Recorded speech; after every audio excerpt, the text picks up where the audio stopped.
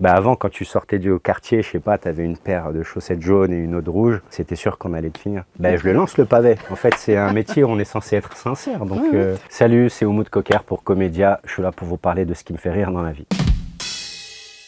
Est-ce que tu te souviens de la toute première vanne que tu as écrite? Ouah, tu sais quoi, toute première vanne? C'est un banger.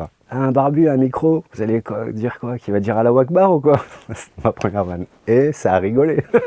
Tu l'as fait plus donc. Non, c'était vraiment genre première vanne quoi. Qu'est-ce qui te fait le plus rire avec tes potes? Je crois qu'on rigole des trucs lambda en vrai, hein. Des trucs de la vraie vie, des trucs qu'on a pu vivre à l'époque, au quartier, ou ce qu'on a pu vivre même au bled. Ah, vous vous racontez des choses du passé? Ouais, des choses du passé, des trucs lambda, je sais pas, on peut se foutre de la gueule des vêtements qu'on a mis aujourd'hui, on peut se foutre de la coupe qu'on a, enfin tu vois, c'est... Étant donné que j'ai grandi dans un quartier, il n'y avait pas de limite, hein. Franchement, la moindre erreur que tu faisais, c'est bon quoi, t'étais pris quoi. Donc tu peux pas être susceptible? J'ai pas le droit d'être susceptible, alors que je le suis de base, mais j'ai appris à ne pas l'être, ouais. Bah avant, quand tu sortais du quartier, je sais pas, t'avais une paire de chaussettes jaunes et une autre rouge, c'était sûr qu'on allait te finir. Moi, ça m'a fait bizarre d'arriver à l'école sur Paris et d'arriver avec des trucs comme ça en mode ça dérange personne, genre en mode bête un bobo quoi, tu vois, alors que nous on est juste pauvres.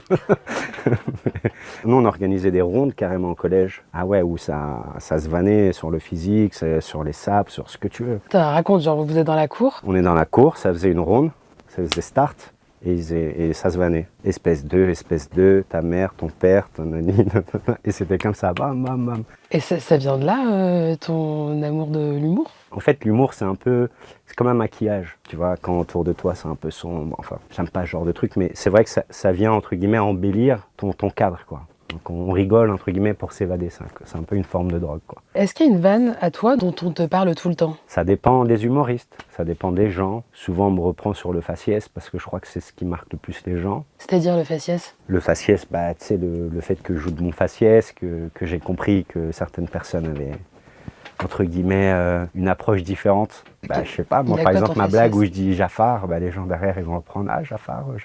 Genre, c'est un truc de ouf quoi. Oui, parce que tu joues beaucoup sur ton côté J'ai joué, austère. sur mon côté quoi? Pour mon côté quoi? Gangster? Austère? Non, austère. austère. Ah, austère, j'ai compris, gangster. Non. Pas du tout. Un gangster mignon alors. T'as pas des bonbons? C'est ça, moi, ma forme d'être un gangster. Non, je joue sur le premier jugement qu'on aurait pu avoir sur mon faciès. Et ça, je l'ai pas compris jusqu'à ce que j'ai pris des cours de théâtre et que ma prof, elle me disait, tu te vois comment? Et moi, je me dis, bah, je suis gentil. Elle me dit, mais non. En fait, quand on te voit, crois pas que t'es gentil, quoi. Et c'est à ce moment-là que je me suis dit, ah, ok, d'accord, donc il y a un truc à faire sur le fait que ce visage, quand il bouge pas, quand il est stoïque, quoi, ça renvoie quelque chose que moi, je comprends pas. Ah, c'est un truc que t'avais jamais remarqué? Ben non, parce que moi, mon entourage, on se ressemble tous. Je fais peur à qui dans mon quartier? Je fais peur à personne. Regarde comment je parle.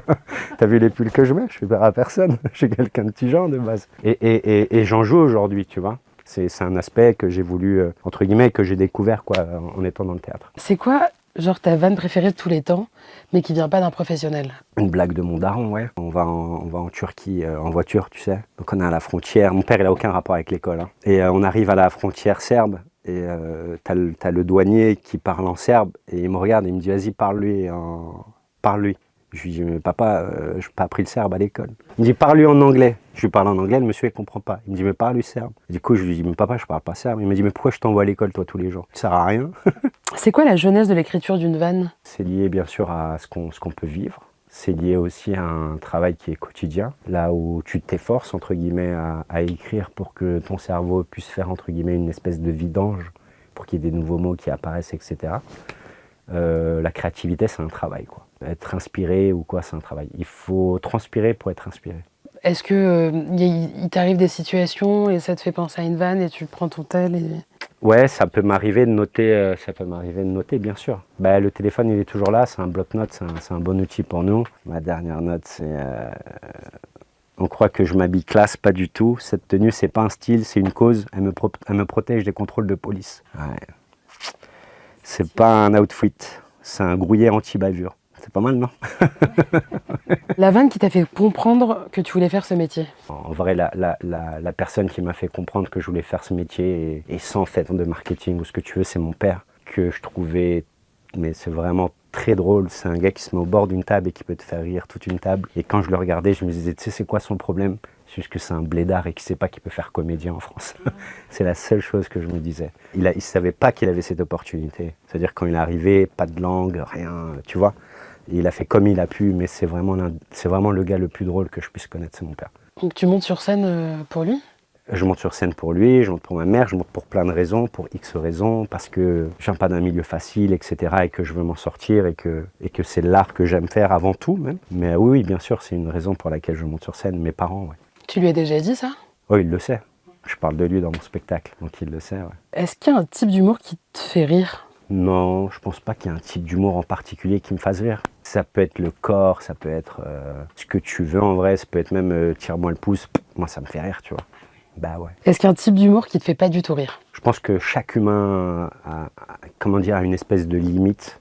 Et quand ça devient agressif gratuitement, ça me fait plus rire. Est-ce qu'il y a déjà une fois où tu as fait une vanne et tu l'as regretté Pas dans mon souvenir, non. J'ai peut-être dit des choses de travers, mais que j'ai vite oublié. Mais j'ai pas dit quelque chose, je pense, que j'ai pu regretter. Ouais. Mais justement, c'est quoi ta position par rapport aux blagues racistes? Moi, j'ai une position qui est évidente.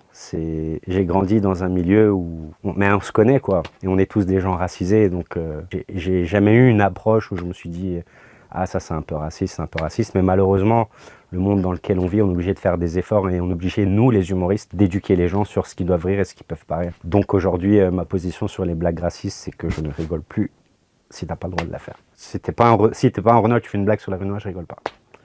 Et la même sur plein d'autres choses. Ta position par rapport aux accents? Moi, à mes débuts, j'en ai fait. Tu faisais quoi comme accent?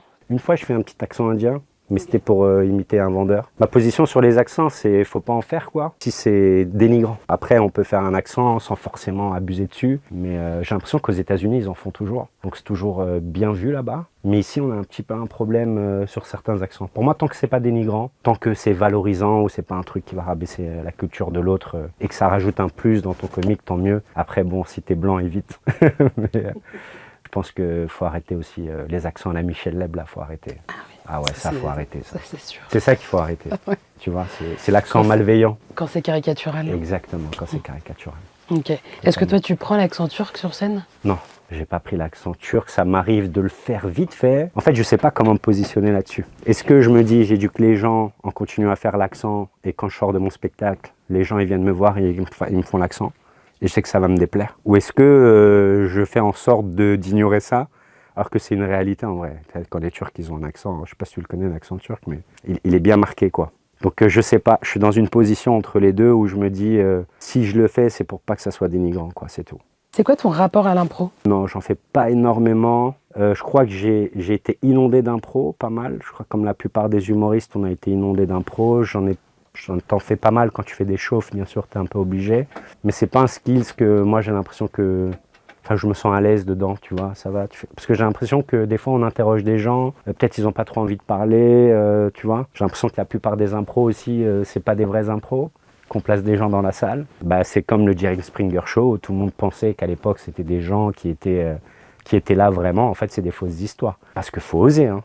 De raconter que ta meuf t'a trompé, que t'as fait ceci, que t'as fait cela. Donc j'ai l'impression que les impros qu'on voit, c'est pas vraiment des impros pour la plupart du temps qui sont un peu sincères, quoi. Tu lances un petit pavé dans la mare là. Ben, je le lance le pavé. En fait, c'est un métier où on est censé être sincère. Donc les gens aussi qui font ce genre... Alors attention, hein, je ne mets pas en doute les gens qui font de l'impro. Il y en a qui sont très très forts dans ça. Et respect à eux, etc. Mais des fois, j'ai l'impression que c'est un peu tiré par les cheveux. Et puis surtout pour dire... t'es en couple, t'as baisé combien de temps? Enfin, ça m'intéresse pas. Je peux en faire, hein, ça peut m'arriver dans ma vie, mais aller dire à quelqu'un t'as baisé quand ou ça m'intéresse. Peut-être une impro sur autre chose. Est-ce que ça t'est déjà arrivé que tu te rendes compte qu'une de tes vannes, en fait, quelqu'un l'avait déjà faite avant? Oui, ça arrive. C'est des choses. Je crois que ça s'appelle les idées en l'air. En fait, c'est des idées qui sont un peu en l'air dans le monde, qui traînent et qui arrivent au même moment et chacun pense un peu à quelque chose. Ça m'est même déjà arrivé d'écrire un truc et après l'entendre dans une musique de rap. Donc oui, ça m'est arrivé maintes et maintes fois, mais comme ça arrive à tout le monde, je pense. Dernière question, l'humoriste que t'aimerais revoir sur scène? En vrai, Coluche, parce qu'à l'époque, il était très controversé pour ce qu'il disait. Donc il n'avait pas la popularité qu'il a aujourd'hui. Et je pense que j'aimerais bien le revoir pour entendre les mêmes personnes le critiquer de la même manière. Et une fois qu'il repart en mode non, mais il nous manque Coluche, tu vois. J'aimerais juste revoir ce moment, quoi, c'est tout.